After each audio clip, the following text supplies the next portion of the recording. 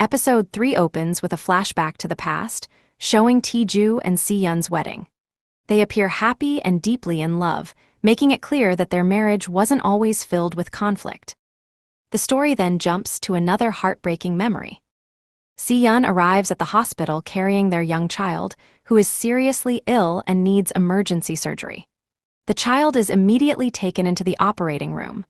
While the surgery is taking place, Si-yeon repeatedly calls Tae-ju, desperately trying to reach him, but he never answers his phone.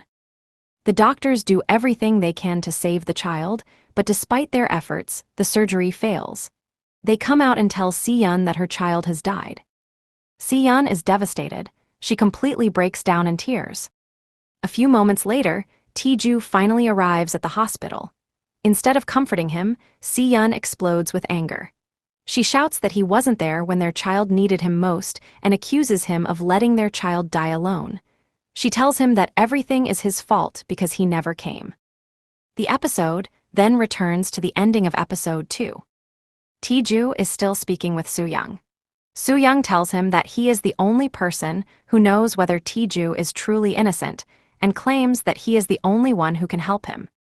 Suddenly, the lights throughout the building go out. One of the detectives walks in to check on Tae-ju. At first, Tae-ju stays silent, but then he says he's in the bathroom and will come out shortly. Once the detective leaves, Soo-young gives Tae-ju a location and tells him that he must arrive there before 11 p.m. If he doesn't, he'll never see Si-yeon alive again. Afterward, Tae-ju leaves the room and is taken away for another police interview. Meanwhile, Si-yeon wakes up inside the room where she's being held captive. She notices a strange hourglass-like device beside her. Sand is slowly falling through it. She remembers what the woman in the neighboring room told her earlier, that when all of the sand runs out, the kidnapper kills his victim.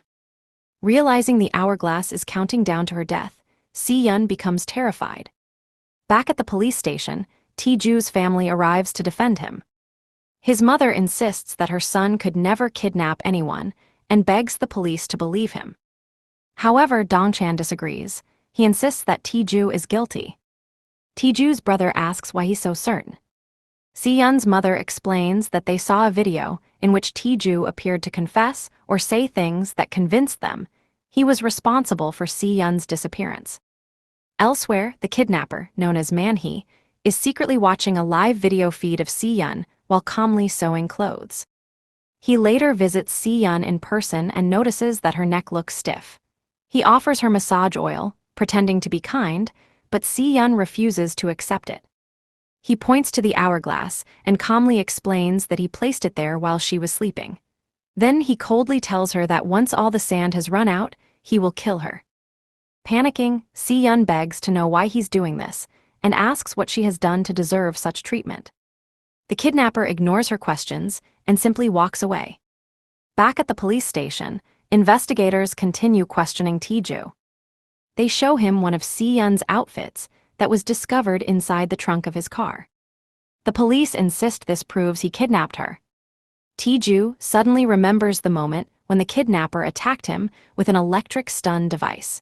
He realizes the kidnapper must have secretly planted the clothing in his car during the attack. The detectives also ask about missing dashcam footage from his vehicle. Tae-ju explains that the kidnapper took the memory card. Outside the station, Soo-young waits in his car. He calls one of his men and orders him to cut the building's electricity. The entire police station suddenly goes dark again. As officers investigate the power outage, Tae-ju takes advantage of the confusion and escapes. The police don't notice immediately, but once they realize he's missing, they begin chasing him. After a long pursuit through the building, Tae-ju climbs down using a pipe and successfully escapes.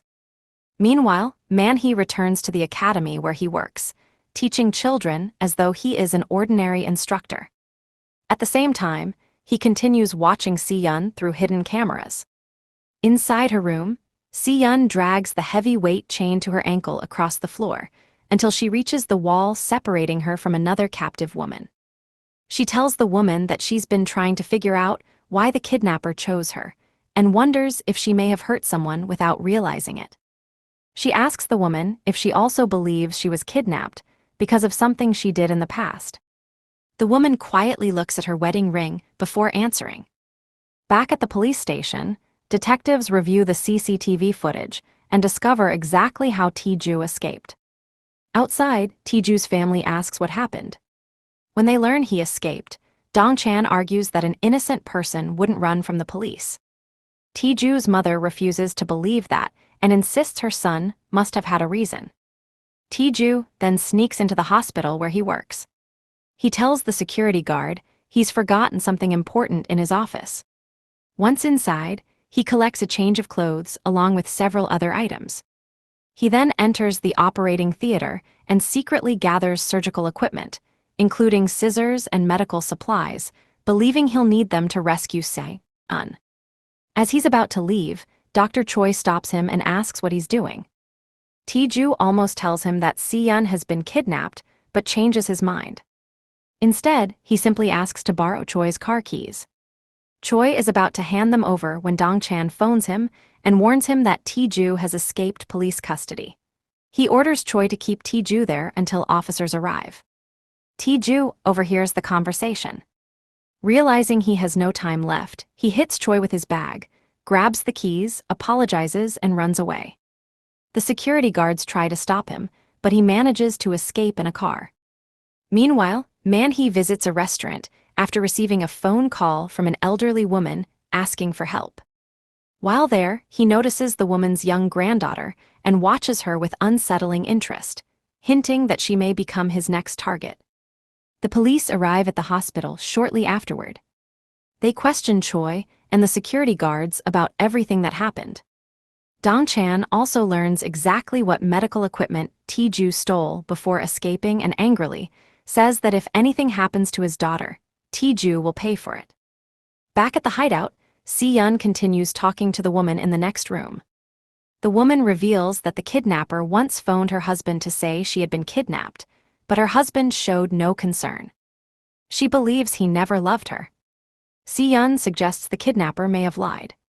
However, the woman explains that before she disappeared, she and her husband had a terrible argument, and he had even said he never wanted children. She then tells Se-eun that, when she overheard Tae-ju crying on the phone earlier, she realized Se-eun's husband genuinely loves her. Feeling jealous, she asks Se-eun for one final favor.